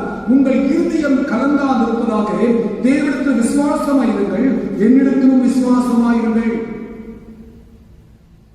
போய் உங்களுக்கு ஒரு தேற்றவாளரை அனுப்புவேன். 16வது வசனம் சொல்லுகிறது, 14வது அதிகாரம் யோவான் 14:16 சொல்லுகிறது, நான் பிதாவை வேண்டிக் கொள்வேன், அப்பொழுது என்றைக்கும் உடனே கூட இருக்கும்படிக்கு சத்திய ஆவியாகிய வேறொரு தேற்றவாளை அவர் உங்களுக்கு தந்திடுவார். உலகம் அந்த சத்திய ஆவியினரை காணாமலும் அறியாமல் இருக்கிறபடியால் அவரை பெற்றுக்கொள்ள மாட்டாது. அவர் உங்களுடனே வாசம் பண்ணி உங்களுக்குள்ளே இருப்பதால் நீங்கள் அவரை அறிவீர்கள். ஆண்டவர் 2வது முறை உங்களுக்கு சமாதானம் உண்டாவதாக சொல்கிறார். ஆனால் சீஷர்கள் ஆரம்ப கட்டத்திலே சமாதானம் கிடைச்சவர்கள் சந்தோஷப்பட்ட சீஷர்கள் கலக்கம் அவர்களுக்கு மீண்டும் வருகிறது. கலக்கங்கள் வருகின்ற பொழுதுதான் உங்களை நான் உலகத்திற்குள் நான் அனுப்புகிறேன் என்று அந்த வார்த்தையின் அடிப்படையிலே கலந்து விடக்கூடாது என்பதற்காக நான் சொல்றார், உங்களுக்கு சமாதானம் உண்டாவதாக என்று சொல்லி ஆண்டவர்களை பலப்படுத்துவதை குறித்து நாம் பார்க்கிறோம். அப்படிப்பட்ட ஆண்டவர் உலகத்திற்குள் அவர்களை அனுப்புவதற்கு முன்பதாக நீங்கள் பரிசுத்த ஆவியினுடைய வல்லமையை நீங்கள் பெற்றுக்கொள்ள வேண்டும். பரிசுத்த ஆவியினுடைய பலத்தை நீங்கள் பெற்றுக்கொள்ளும்படிக்கு பிதாவின் வாக்குத்தத்தம் உங்களில் நிறைவேறத்தக்கதாக நீங்கள் அதை சூழ்ந்துக் கொள்ளும்படிக்கு எருசலேமில் தாமே நீங்கள் என்ன செய்ய வேண்டும்? காத்திருக்க வேண்டும். உபத்திரப்படுத்தப்பட்டதான அந்த இடத்தில் தானே, உபத்திரங்களையும் நெருக்குகளையும் கொடுக்கிற அந்த இடத்தில் தானே நீங்கள் காத்திருக்க வேண்டும் என்று சொல்லி ஆண்டவர் தெளிவாக சொல்கிறார். அந்த இடம் எப்படிப்பட்ட எருசலேம் எப்படிப்பட்ட இடமா இருக்கிறது? எங்கே அனுப்புவேன் என்று ஆண்டவர் சொல்கிறார், ஆட்டுக்குட்டிகளை ஓநாய்களுக்குள்ளே அனுப்புவது போல நான் உங்களை அனுப்புகிறேன். ஆட்டுக்குட்டிகளை ஓநாய்களுக்குள் அனுப்புவது போல நான் உங்களை அனுப்புகிறேன். ஆட்டுக்குட்டிகளை ஓநாய்கள் என்று சொன்னால் அந்த ஓநாய்கள் யார்? எந்த கூட்டம்? பிரதான ஆசாரியர்கள், வேதபாரகர்கள், அன்றைக்கு இருந்த ரோமானிய அதிகாரிகள், இயேசுவை சிலுவையில் அறைந்தவர்கள், இத்தனை கூட்டங்களும் அங்கே இருக்கத்தான் செய்கிறது. அந்த கூட்டத்துக்குள்ளாகத்தான் மீண்டும் உங்களை நான் அனுப்ப போகிறேன். ஆகையினாலே ஆட்டுக்குட்டிகளாய் உங்களை அந்த ஓநாயுடைய கூட்டத்துக்குள்ளாய் அனுப்ப போகிறேன். ஆகையினாலே நீங்கள் பரிசுத்த ஆவியை நீங்கள் பெற்றுக்கொள்ள வேண்டும். நீங்கள் எப்படி நீங்கள் நான் உயிர்த்தெழுவதற்கு முன்பதாக நீங்கள் எப்படி உங்களை நீங்கள் பயத்தோடு கூட உங்களை மறைத்துக் கொண்டீர்களோ அந்த பயம் நீங்கி தெளிவு பெற்றவர்களாக உன்னதமான பலத்தினாலே நீங்கள் இடைக்கட்டப்படும்படிக்கு தைரியமாய் சுவிசேஷத்தை அறிவிக்கும்படிக்கு வீட்டிலிருந்த ஆண்டவருடைய தேவ ராஜ்யத்தை குறித்து மற்றவர்களுக்கு போதிக்கத்தக்கதாக உன்னத பலத்தை பெற்றுக் கொள்ளும்படிக்கு அந்த ஓநாய் கூட்டத்துக்குள் சென்று நீங்கள் பணிவிடை செய்யத்தக்கதாக ஊழியம் செய்யத்தக்கதாக பலன் தேவைப்படுகிறது. அந்த பலனை பெற்றுக் கொள்ளும்படிக்கு எருசலேமில் எங்கள் காத்திருக்க வேண்டும். அது மாத்திரம் அந்த ஓநாய் கூட்டங்கள் எப்படிப்பட்ட கூட்டங்களாக இருக்கிறது சொன்னால் அவர்கள் தீர்க்கதரிசிகளை கொலை செய்தவர்களுக்கு புத்தகங்களாக இருக்கிறார்கள். வேதம் தெளிவாக அவர்கள் எப்படிப்பட்டவர்கள் என்று சொன்னால் கொலை செய்கிறதான ஆவியை பெற்றவர்களாக இருக்கிறார்கள். ரத்தவெறி பிடித்தவர்களாக இருக்கிறார்கள். அவர்களுக்குள்ளாகத்தான் நான் உங்களை என்ன செய்கிறேன்? ஊழியம் செய்வதற்கு நான் அனுப்புகிறேன். ஆகினாலே நீங்கள் இழைப்படையாமலும் சோர்ந்து போகாமலும் உன்னத பலனை பெற்றுக் கொள்ளும் வரைக்கும் எருசலேமில் நீங்கள் என்ன செய்ய வேண்டும்? காத்திருக்கிறோம். கிறிஸ்துவ விடப்படுகிறேன். இறைப்பணி செய்வதற்கு நம்மை தேவன் உலகத்தில் விசுவாசிகள் என்று சொல்லி நம்மை அழைத்து வைத்திருக்கின்றார். சுவிசேஷம் அறிவிப்பது நம்மை விடுத்த கடமையா இருக்கிறது. அந்த பணியை செய்ய வேண்டும் என்று சொன்னால் இன்றைக்கு இருக்கின்றதான சூழ்நிலைகளில அந்த பணியை செய்ய வேண்டும் என்று சொன்னால் தேவன் இந்த பலன் நமக்கு அந்த பலனை நாம் எங்கே பெற்றுக்கொள்ள முடியும்? ஆண்டவர் சொல்கிறார், நாம் இருக்கின்ற இடங்களிலே ஒருமனப்பட்டவர்களாக தேவ சமூகத்தில் நாம் காத்திருக்க நாம் அழைக்கப்பட்டவர்களாக இருக்கின்றோம். கிறிஸ்துவர்களே நம்மை ஆயத்தப்படுத்துவோமா? 2வது காரியமாக சாட்சியா இருப்பதற்கு நாம் காத்திருக்க நாம் அழைக்கப்படுகிறோம். யாருக்கு சாட்சியா இருப்பதற்கு? உயிர்த்தெழுந்த ஆண்டவராக இயேசு கிறிஸ்துவுக்கு உலகத்தில் நாம் சாட்சியா இருப்பதற்கு, நாம் இருக்கின்ற இடங்களிலே சாட்சியா இருப்பதற்கு நாம் என்ன செய்திருக்கிறோம்? நாம் காத்திருக்க நாம் அழைக்கப்பட்டிருக்கின்றோம். பவுலடிகளார் தன்னுடைய நிருபத்திலே சொல்லுகிறது, நான் நடமாடுகின்ற நிருபமாய் இருக்கிறேன் என்று சொல்லுகிறார். இன்றைக்கு போய் நீங்க வெளியுலகத்தில் போய் நீங்க சாட்சியாக வசனத்தை குறித்து நீங்கள் போதிக்க முடியாது. ஏன்னா இன்றைக்கு நம்முடைய தேசத்துடைய சூழ்நிலைகள் அப்படிப்பட்ட சூழ்நிலைக்கு நாம் கடந்து வைக்கப்பட்டோம். எதிர்ப்பை நிறைந்ததான ஒரு சூழ்நிலைக்கு நாம் கடந்து வைக்கப்பட்டோம். ஆரம்ப காலகட்டத்தில் சுவிசேஷ பணி செய்த போல நம்ம தெருவுகளிலே ஒவ்வொரு இடங்களாக நாம் சென்று நாம் பிரபோதனம் பண்ண முடியாத ஒரு நெருக்கத்திலே நாம் வாழ்ந்து கொண்டோம். இப்படிப்பட்ட நிலைகளிலே நாம் சாட்சியா இருக்க வேண்டும். ஆண்டவர் நம்மை சாட்சியா இருப்பதற்கு நம்மை அழைத்திருக்கிறார். அப்படி என்று சொன்னால் எப்படி சாட்சியர்களாக இருக்க வேண்டும்? அப்படி சீஷர்கள் என்று மற்றவர்கள் காணத்தக்கதாக நம்முடைய வாழ்க்கையான சாட்சியாய் காணப்பட வேண்டும். நாம் யார்? இவர்கள் யார்? இவர்கள் பிரித்தெடுக்கப்பட்டவர்கள், இவர்கள் அழைப்பை பெற்றுக் கொண்டவர்கள், கர்த்தருடைய பணியை செய்தவர்கள், இயேசு கிறிஸ்துவினுடைய அடியவர்கள் என்று சொல்லி நம்மை இனம் கண்டு கொள்ளக்கூடிய அளவிற்கு நம்முடைய வாழ்க்கையானது சீஷத்துவத்தை வெளிப்படுத்துவதாய் காணப்பட வேண்டும். எனக்கு சாட்சியாக இருக்க வேண்டும் என்பதுதான் தேவன் இந்த உலகத்தில் உங்களையும் என்னை வெளிச்சிருக்கிறார் வைத்திருக்கிறார். இன்னைக்கு எத்தனையோ நபர்கள் இன்னைக்கு தொற்று நோயினாலே, பலவிதமான இணை நோயினாலே அநேக இந்த உலகத்தை விட்டு கடந்து போயிருக்கிறார்.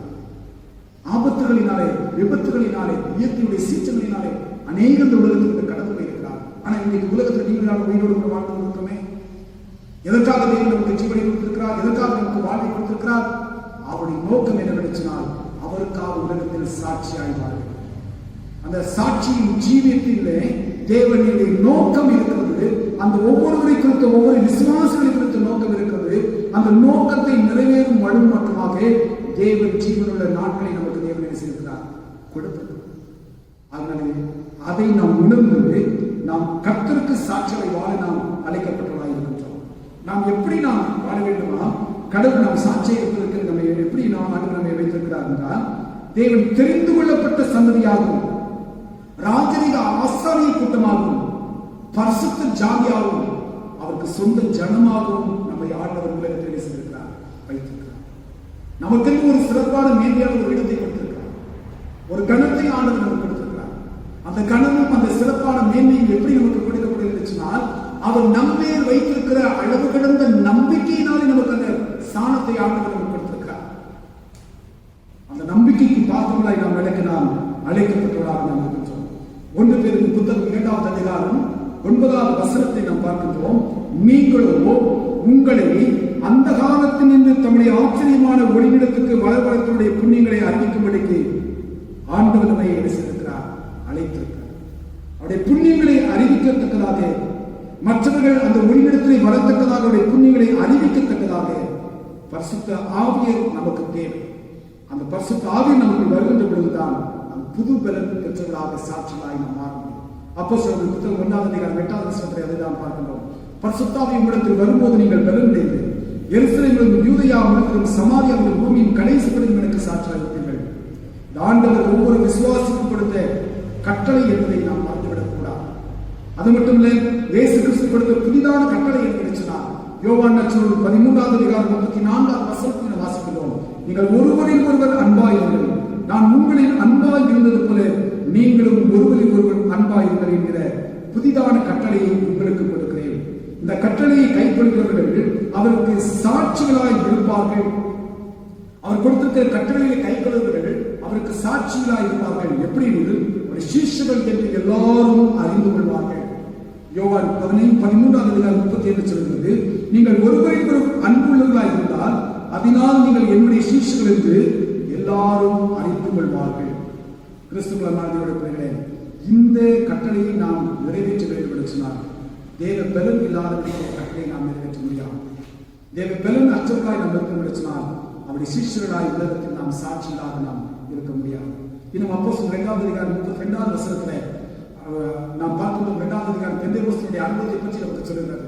அந்த அனுபவத்திலே அவர்கள் எல்லாரும் ஒருமுகப்பட்டவர்கள் ஓரிடத்தில் கூடி வந்து ஜெபித்தார்கள். பரிசுத்தாவினுடைய வல்லமை பெற்றுக் கொண்டார்கள். பரிசுத்தாவினுடைய வல்லமை பெற்றதன் பிறகாக அவர்கள் சாட்சியாக எழுதி நின்று அவர்கள் பிரசங்கிக்கிறார்கள். தைரியத்தோடு கூட பிரசங்கித்தார்கள். பேரு பிரசங்கித்தார். இந்த இயேசுவை தேவன் எழுப்பினார், இதற்கு நாங்கள் எல்லாம் சாட்சியாக இருக்கின்றோம். இவரை எழுப்பினார், இதற்கு நாங்கள் சாட்சியாக இருக்கின்றோம். அந்த வார்த்தைகளை கேட்டவர்கள் அநேகர் கிறிஸ்துவை ஏற்றுக்கொண்டு மனம் மாறி ஞானஸ்நானம் பெற்று திருச்சபையில் அவர்கள் சேர்க்கப்பட்டார்கள். அனுதினமும் அவர்கள் அப்பம் பிக்குதலும் ஜெபம் பண்ணுவதிலும் அவர்கள் தனித்திருந்தார்கள். அந்த அளவிற்கு அவருடைய வாழ்வானது ஒரு சாட்சி நிறைந்த ஒரு வாழ்வாய் காணும். கிறிஸ்துவ சாட்சி உள்ளவர்களாய் நாம் இருக்க வேண்டும் என்று சொன்னால் பரிசுத்த ஆவியுடைய பலன் நமக்கு தேவை. அந்த பரிசுத்தாவுடைய பலத்தை நாம் பெற்றுக்கொள்வதற்கு நாம் இருக்கின்ற இடமாகிய எருசலேமிலே நாம் காத்திருக்க நாம் அழைக்கப்படும். நாம் காத்திருப்பதற்கு நாம் ஆயத்தமாக இருக்கின்றோமா? எத்தனையோ காரியங்களை குறித்து வாழ்க்கையை நாம் ஆண்டவரிடத்தில் நாம் கேட்டுக்கொண்டிருக்கணும். என் வாழ்க்கையில் அது வேணும், அந்த என் பிள்ளைகளுக்கு அது வேணும், அந்த நன்மை கிடைக்கணும், அந்த ஆசை கிடைக்கணும், அந்த ஐஸ்வர்யம் கிடைக்கணும், அந்த ஆசீர்வாதங்கள் கிடைக்கணும் சொல்லி நம்ம காத்துக் கொண்டிருக்கின்றோம். ஆண்டவரிடத்தில் கேட்கணும். ஆனால் அவர்கள் எல்லாவற்றுக்கும் ஆண்டவரே, உங்களுடைய ராஜ்யம் விஸ்தாரப்படுத்தப்படத்தக்கதாக, உங்களுடைய சுவிசேஷம் பரவத்தக்கதாக, மற்றவர்களுடைய ராஜ்யத்தினுடைய புத்திரர்களாய் மாற்றம் பெறத்தக்கதாக எங்களுடைய வாழ்வானது பிறருடைய பார்வையிலே இவர்கள் கிறிஸ்துவனுடைய அடிவர்கள், கிறிஸ்துவை விசுவாசிகள், கிறிஸ்துவனுடைய சிஷ்யர்கள் என்று அவர்கள் அறியத்தக்கதாக என்னுடைய வாழ்க்கை சாட்சியாக இருக்கத்தக்கதாக உன்னத பலனை இதற்கு தாழ்வு சொல்லி நாம் கேட்க நாம் ஆயத்தப்பட நாம் அழைக்கப்பட்டிருக்கிறோம். நாம் எப்படி இருக்கணும்னு சொல்லி நாம் யோசிக்கிறோம். ஆண்டவர் நம்மை அழைத்திருக்கிறது நோக்கம் உன்னத தரத்தால் கற்பிக்கப்படும் வரைக்கும் நாம் அவருடைய சமூகத்தில் காத்திருக்க அவரோடு கூட காத்திருக்க நாம் அழைக்கப்பட்டிருக்கிறோம். நாம் எப்படி வாழ்ந்து கொண்டிருக்கிறோம், இந்த ஜெபங்கள் எப்படிப்பட்ட ஜெபங்களாக இருக்கிறது என்று சொல்லி நாம் யோசிக்கிறோம். தலைவர் காத்துக்கணும். எங்கள் நேசிக்கிற எங்கள் அன்பு நிறைந்த ஆண்டவரே, வார்த்தைகளுக்காக நமக்கு வேலை செலுத்துகிறோம். கொடுத்த வார்த்தைகளிலே நாங்கள் சாட்சியாய் விதத்தில் வாழ வேண்டும் என்று சொல்லி எங்களுக்கு கட்டளையில் பெற்றிருக்கிற அழைக்கப்பட்டிருக்கு. அந்த உன்னதமான அழைப்பை நாங்கள் நிறைவேற்றத்தக்கதாக பரிசுத்த ஆவியுடைய வல்லமையை நாங்கள் பெற்றுக்கொள்ள முடியும். அடுத்த உலகத்தில் எத்தனையோ காரியங்களை குறித்து நாங்கள் ஜெபிக்கின்றோம் சுவாமி. எங்களுடைய ஆசீர்வாதங்களுக்காக உலகத்தினுடைய ஆசீர்வாதங்களுக்காக நாங்கள் ஜெபிக்கின்றோம். மாம்சிக ஆசீர்வாதங்களுக்காக ஜெபிக்கின்றோம். ஆனால் எங்களை எல்லாவற்றும் உமக்கு நாங்கள் சாட்சியாக இருக்க வேண்டும் என்பதை நாங்கள் உணர்ந்து நம்முடைய பரிசுத்த ஆவியின் வல்லமையை நாங்கள் பெற்றுக்கொள்ள நாங்கள் காத்திருந்து நாங்கள் ஜெபிக்க எங்களுக்கு பலனுள்ள ஆவியின் எங்களுக்கு தான். இறைமகன் இயேசுவின் இன்ப நாமத்தில் வேண்டிக் என தொடர்புதான். நாம் அனைவரும் எழுந்திருச்சு நம்முடைய விசுவாசத்தை அப்போஸ்தல விசுவாசத்தை நன்றி செய்வோம். வானத்தை பூமி படைத்த சர்வவல்லவருடைய ஒரே விசுவாசத்தை பரிசுத்தாவிலே கண்பட்டு திறந்தார். பள்ளிப்பாத்திரின் காலத்தில் பாடுபட்டு சிறுவர் அறிந்து மறித்து அடக்கப்பட்டு பாதாளத்தில் இறங்கினார். 3ஆம் நாள் மரித்தோரிடத்தில் எழுந்தருளினார். பரமத்துக்கே சர்வ வளங்களை பிதாவாகிய தேவனுடைய வலது பாசத்தை வைச்சிருக்கிறார். அவ்விடத்திலிருந்து உயிரோடு மருத்துவரும் யாருக்கு வருவார். பரிசுத்த விசுவாசிக்கிறேன். பொதுவாய்ப்பு பசுமையும் பசுடைய ஐக்கியமும் பாவமணிப்பும் சைவத்தில் ஏற்றிச்சொல் விசுவாசிக்கிறேன். ஆமே. தொடர்ந்து நாம் ஜெபம் செய்வோம். கர்த்தரோடு இருப்பாராக. கர்த்தாவே எங்களுக்கு இறங்கும். கர்த்தாவே எங்களுக்கு இறங்கும். எங்களை அளவிடத்து நேசித்து எங்களை பராமரித்து இடத்தில் வருகிற எங்கள் அன்புள்ள ஆண்டவரே, இந்த தொற்று நோயுடைய காலகட்டங்களிலே உடைய சமூகத்தை நோக்கி நாங்கள் வந்து நிற்கின்றோம் சுவாமி. ஆண்டவரே, இந்த கோரமான இந்த நிலைகளை ஆண்டவரே எங்களுடைய தேசத்திலிருந்து எடுத்துக்கொள்ளும்படிக்கு இந்த சமூகத்தை கொடுக்கிறோமையா. எத்தனையோ மக்கள் எங்களுடைய குடும்பத்தை சார்ந்தவர்கள், எங்களுடைய உறவை மக்கள், எங்களுடைய நண்பர்கள் ஆண்டவரை அறிவித்தால் எத்தனையோ பேரை ஆண்டவரை ஒவ்வொரு நாளும் அவர்கள் மறைத்துவிட்டார்கள் என்று சொல்லி ஆண்டவரை நாங்கள் கேள்வி செய்தி நாங்கள் கேட்கின்ற பொழுது என்னுடைய மனமெல்லாம் துவண்டு போகிறது, எங்களுக்கு வேதனை அளிக்கிறது சுவாமி. ஆண்டவரே, தகப்பனே, கேள்விப்படுகிற நாங்களே இப்படிப்பட்ட நிலையில் இருக்கின்ற பொழுது அந்த இழப்புகளை சந்தித்திருக்கிற அந்த குடும்பத்தின் மக்களை எவ்வளவாக துடித்து கொண்டிருப்பார்கள், எவ்வளவு வேதனைப்பட்டு கொண்டிருப்பார்களப்பா. ஆண்டவர் தாமே வேதனைகள் எல்லாவற்றையும் அர்ப்பணிக்கிறேன் சுவாமி. அந்த பிள்ளைகளுக்கு நீரே ஆளுமைப்படுத்தும்படியாய், தேற்றும்படியாய், சமாதானத்தை கொடுக்கும்படியாய் சமூகத்துக்கு நாங்கள் சொல்கிறோம். எங்களுக்கு சமாதானத்தை கொடுக்கிறதுக்காக நீதானே இழப்புகளை சந்தித்திருக்கிறான். அந்த பிள்ளைகளுடைய ஒவ்வொரு குடும்பத்தினுடைய தெய்வீக சமாதானத்தை வைக்கும்படி நாங்கள் பேசுவோம். இது எங்களுக்கு வாக்கு கொடுத்திருக்கிறப்பா. என் சமாதானத்தை உங்களுக்கு வைத்துக் கொண்டு நினைச்சிருக்கேன். அந்த உங்களுடைய தெய்வீக சமாதானத்தை அந்த பிள்ளைகளுக்கு நீ நிறைவாய்ப்போடு வைத்து ஆரம்பியா. கர்த்தாவே, இந்த நோய் தொற்று நீங்களுக்காக பல நிலைகளிலே வருகின்ற நோயாளிகளுக்கு ட்ரீட்மெண்ட் கொடுக்கின்ற மருத்துவர்களுக்காக, ஆண்டவரே நர்சஸ்களுக்காக, ஆண்டவரே மற்றும் மெடிக்கல் டிபார்ட்மெண்ட்ஸில் உள்ளவர்களுக்காக, ஹெல்த் ஒர்க்கர்ஸ்களுக்காக, ஆண்டவரே காவல்துறைகளுக்காக, அதிகாரிகளுக்காக, அமைச்சர்களுக்காக, முதல்வர்களுக்காக நாங்கள் சமூகம் கொண்டாடுற சுவாமி. இந்த பிள்ளைகளுக்கு எந்த தொற்றுகளும் ஏற்பட்டு விடாதபடி, காவல்துறை விடாதபடி, சட்டைகள் மூடி வரைத்தபடி பாதுகாத்துக் கொள்ளுங்கப்பா. ஆண்டவரை இரவு பகலில் சொல்லி பாராதபடிக்கு அயராதவர்கள் உழைத்துக் கொண்டிருக்கிறார்கள் சுவாமி. ஆண்டவரே, மரணத்தை போராடி கொண்டிருக்கிற நோயாளிகளோடு கூட அவர்கள் போராடி கொண்டிருக்கிறார்கள்ப்பா. தகப்பனே, கிருபையாய் மனங்களை ஒரு விசையாய் உடைய பாவங்களை, உடைய குற்றங்களை, உடைய அநியாயங்கள், அக்கிரமங்கள் எல்லாவற்றையும் ஆண்டவரே நீ நினைவு கொள்ளாதபடிக்கு சுவாமி எல்லாவற்றையும் மன்னித்து ஆண்டவரே எங்களுக்கு அந்த நன்மையை கிருபையாய் தரும்படிக்கு சமுத்திரத்துக்கு நிறுவனத்துமாய் வாழ்விலே பொருளாதாரத்தை இழந்தவர்கள் அனைவரும் உண்டு சுவாமி. வாழ்வாதாரம் இழக்கப்படுத்தவர்கள் உண்டு. கடன் பிரச்சனைகளை வாழ்ந்து கொண்டவர்கள் உண்டு. ஆண்டவரை திறன் நோயினாலே பாதிக்கப்பட்டிருக்கிறவர்கள் உண்டு. ஆண்டவரை பல்விதங்களிலே மருத்துவ சிகிச்சைகள் கூட பெற்றுக்கொள்ள முடியாதவர்களுக்கு தவித்துக் கொண்டவர்கள் அநேகர் இருக்கிறார்கள் தான். ஆக்சிஜனிலேயே, எதிர்ப்பு சக்தி கொடுக்கிற மருந்துகளிலேயே என்று சொல்லி ஆண்டவரை தவித்துக் கொண்டிருக்கிறவர்கள் அநேகர் பல இடங்களுக்கு அங்கு மிகுமாக சிதறி ஓடிக்கொண்டிருப்பது நீர் அந்த கிறிஸ்துவா. இப்படிப்பட்ட பொல்லாத நிலைகள் எல்லாம் காலங்கள் எல்லாம் மாறிப்போம். தேசத்தில் அமைதி உண்டாகும் தேவனுடைய கிருபை செய்யப்படி என்று சமுத்திரத்துக்கு நடத்தி பிள்ளைகளுடைய படிப்பின் காரணங்களுக்கு அச்சிருக்கிறோம். அரசாங்கம் பல நிலைகளிலே அவர்கள் பல ஆலோசனை கொடுத்தாலும் கூட நடைமுறைப்படுத்துவது எத்தனையோ சிக்கல்கள் அவர்களுக்கு இருக்குது சுவாமி. இந்த சிக்கல்கள் எல்லாம் நீங்கி போவதற்குதான் நம்முடைய பிள்ளைகளுடைய எதிர்காலங்கள் வளமுள்ளதாய் காணப்படுறதுக்கு நாங்கள் நீர் உதவி செய்யலாம். அப்படி திருச்சிகளுடைய எல்லா காண்பிச்சிருக்கிறோம். ஒவ்வொரு குடும்பத்தின் பிள்ளைகளுடைய பராமரிப்பை வைத்து அவருடைய பாதுகாத்துவிடவே அவருடைய தேவைகளை கருவியை சந்திப்பார். பிறர்கள் விட்டு நம்முடைய அனுதானத்துக்கு ரத்தப்பட்டைகள் ஓடி வரைத்து காத்துக்கொள்ள சொல்லுவாங்க. ஊழியத்தில் பாதனை உதவி செய்கிற 30 பிள்ளைகளுக்காக நன்றி செலுத்துகிறோம். உற்சாகப்படுத்துகிற சபைகளை ஊக்குவதற்காக செய்வதற்காக பிறருக்காக நன்றி செலுத்துகிறோம். ஒவ்வொருவரையும் நீர் ஆசீர்வதிக்கிறார் சொல்லுவாங்க. மாத்திரமல்ல கர்த்தாவே, தகப்படியே விசேஷமாக என்னுடைய திருமணத்திற்காக செலுத்துகிறோம். உடைய தனித்த திருச்சபைக்காக நன்றி செலுத்துகிறோம். பிற திருச்சபைகளுக்காக செலுத்துகிறோம். ஊழியர்களுக்காக செலுத்துகிறோம். இந்த நாட்களில் அநேக ஊழியர்கள் மறித்துக் கொண்டிருக்கிறார்கள் சொல்லி நாங்கள் கேள்விப்படுகிறோம். இப்படிப்பட்ட நிலைகளை நாம் மாற்றப் பெற வேண்டும் சுவாமி. கர்த்தாவே, சபையிலே ஆளுநரை நாங்கள் மீண்டுமாய் கூடி வந்து உமது நாமத்தை ஆராதிக்க வேண்டும். அப்படிப்பட்ட நலமான ஆசீர்வாதமான மகிழ்ச்சியான காலத்திற்காக நாங்கள் காத்திருக்கிறோம் சுவாமி. எங்களுக்கு அப்படிப்பட்ட நன்மைகளை தருகிற விசுவாசத்தோடு கூட உடைய சமூகத்தில் விண்ணப்பம் இருக்கிறோம். தயவு கொண்டு வழிபடுத்துகிறார். ஆண்டவன் சிறுமண தமிழா தேர்தல் விருதான திருமண ஆர்வலுக்காக உங்களுக்கு நன்றி செலுத்தியிருக்கிறோம். என்னுடைய திருச்சபை சார்ந்த 2 குடும்பத்தின் பிள்ளைகள் திருமண காரியங்களை நடத்திருக்கிறார்களப்பா. குடும்பத்தாருக்கு தேவையான எல்லா விதமான ஒத்தாசை படத்தும் கிருபையைத்தான் திருமண காரியங்கள் இந்த நாமத்துக்கு நடைபெறும். இந்த பிள்ளைகள் ஒருவர் கொடுக்கின்ற வாக்குறுதிகளை தம்முடைய ஜீவிய காலம் முழுவதும் உண்மை உள்ளவர்களாய் இணைத்திருக்கும் என்று எந்த தடைகள் இருந்தாலும் உங்களுடைய தேவைகளாச்சும் வருவதுமாய் சந்திப்பார். கர்த்தாவே, இன்னும் 10 தேவைகள் இருக்கின்ற எல்லா பிள்ளைகளுக்காக வச்சிருக்கிறோம்.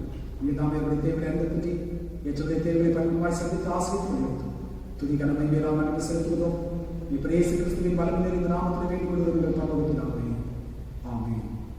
நம்மை ஆணையரும் சேர்ந்து கட்டளை செலுத்தி எடுப்போம். பரமேஸ்வரனுடைய பிதாவே, அப்படி நாமும் பிரசவப்படுவதாக ராட்சி வருவதாக சித்தப்படுத்துறை செய்வது போல பூமியிலே செய்யப்படுவதாக அப்பத்தை எங்களுக்கு விருத்தமாய் குற்றங்களை நாம் படிக்கும் போல எங்களுக்கு எங்களுக்கு இந்த சொல்ல பிரேசிக்கும் நாம் தீர்வுகளும் ராட்சி மலமையை நினைவுகளை ஆமை ஆண்டவரை பதைகள் இறக்கத்தை எங்களுக்கு காண்பியும் லட்சியத்தை எங்களுக்கு லட்சியம் ஆண்டவரை எங்களை ஆளுநர்களை வழிநடத்தும் உடைய பணிவிடைக்கான நீதி தம்பியும் ஆண்டவரை ஜனத்தை லட்சியம் ஆண்டவரை எங்கள் காலத்தை சமாதத்தை தந்துவிடும் கடவுளை எங்களை சுத்திகரியும் ஏற்றிடத்தில் ஒருவரப்பட்டுமை நோக்கி எங்கள் பொதுவான விண்ணப்பங்களை செய்ய எங்களை திரும்பி அடைத்து செல்வர்கள் கடவுளே 2 நாமத்தினாலே குடிவன்படுத்தவர்கள் தீர்ப்புடைய செய்யும் என்று வார்த்தையை தெரிகிறேன். கர்த்தாவின் அறிவாய் எங்களுக்கு வேண்டிய நன்மைகள் உண்டாகி எங்கள் விருப்பங்களை வேண்டுதல் இப்பொழுது நிறைவேற்றி இவரை எப்படி சத்தியத்தை அறிகிற அறிவையும் அறிவிலையும் தீட்சியும் எங்களுக்கு கட்டளையிட்டருளோம். ஆமென்.